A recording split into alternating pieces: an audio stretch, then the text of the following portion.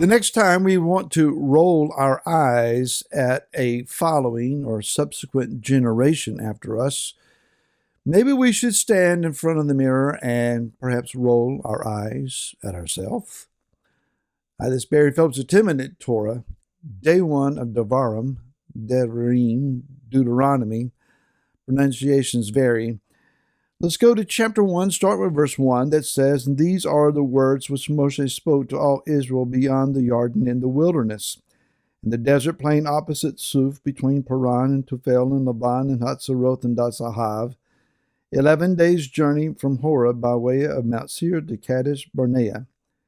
And it came to be in the 40th year, in the 11th new moon, on the first day of the new moon, that Moshe spoke to the children of Israel according to all Yahweh had commanded him concerning them."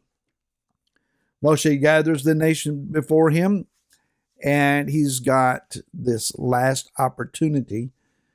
Indeed, this book is a series of very short speeches. If you are considering Moshe's mindset, he's just a day or so, some collection of hours from dying himself.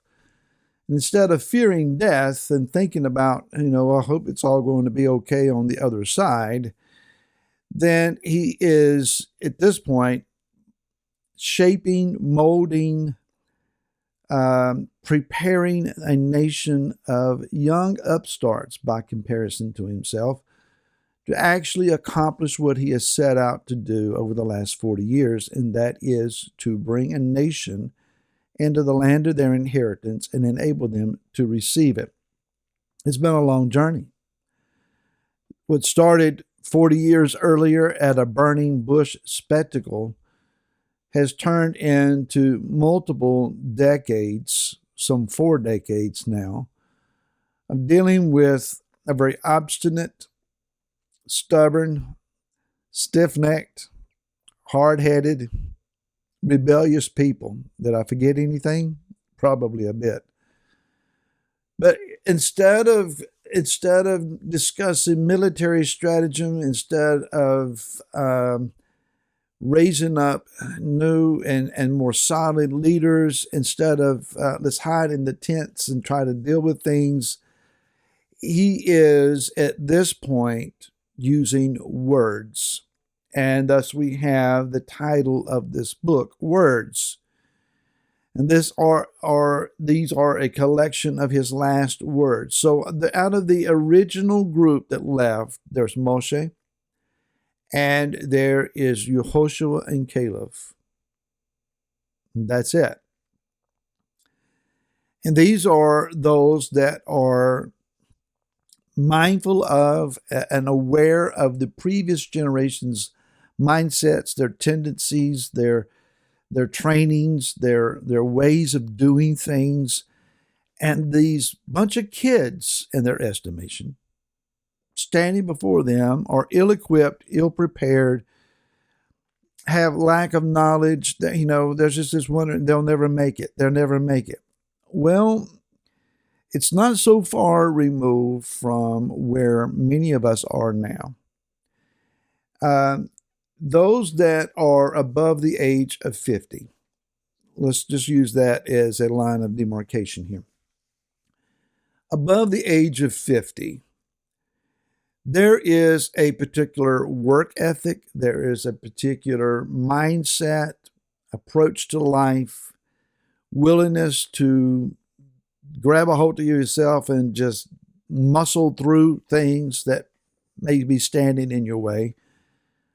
The approach to life, it's just, it's for a hardy stock of people. And most of us will remember perhaps grandparents, or maybe even some a little older than that came out of very trying times. And maybe the lessons that they learned were not the best way to learn them.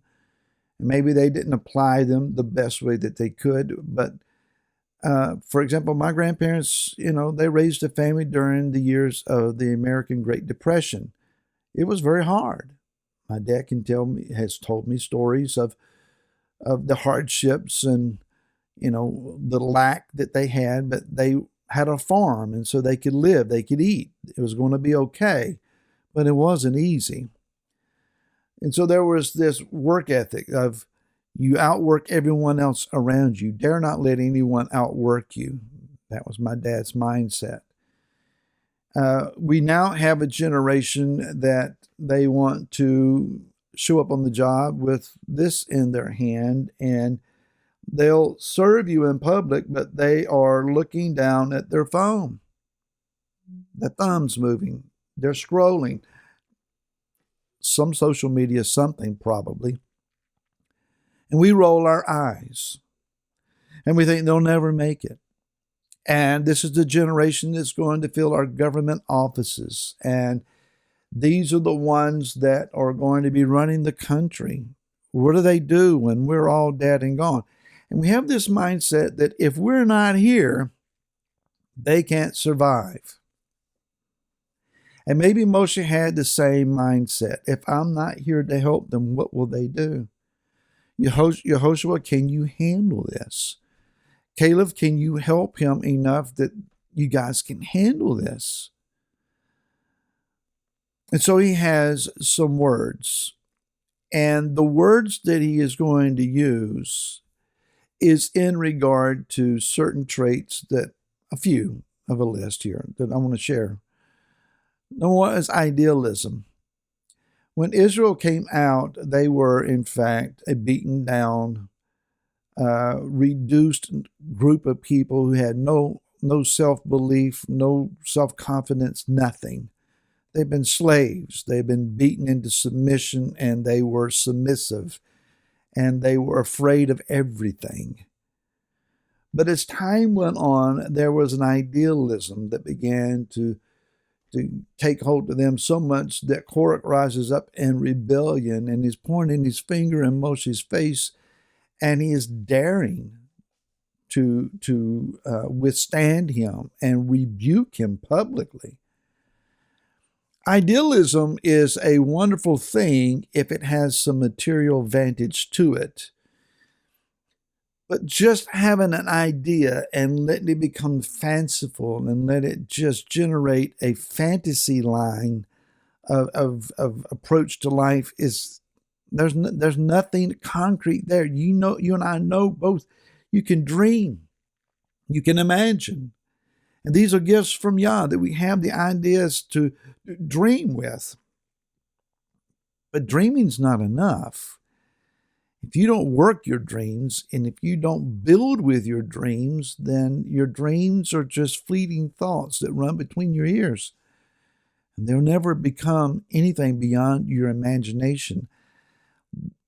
We would like to ideally think that everybody can live in peace, and wars can stop, and world hunger can cease, and there doesn't have to be any problems. But we forget one important, tangible item in there: people.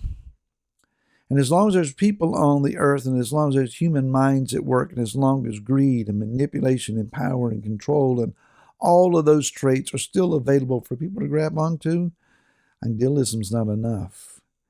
And then there's the inherent faults that we can find. Rebellion. Nobody's going to tell me what I can do. My parents don't know anything. The authorities don't know anything.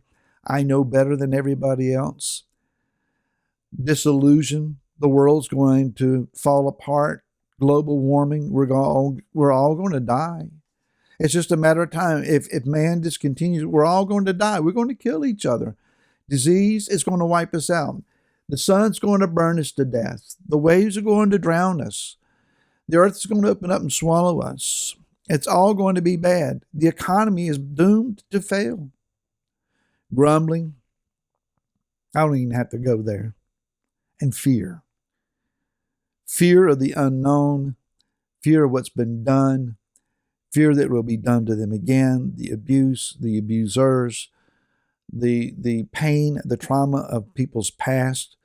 Our young are traumatized, and by and large, we've done that to them. So before we roll our eyes and give up hope on them, maybe we can use some words and encourage them and teach them and train them. And if you've done so already, try again and do it with the voice of the Messiah. and we just may prepare a generation to take the land. And I hope to see you again tomorrow. Till then, shalom.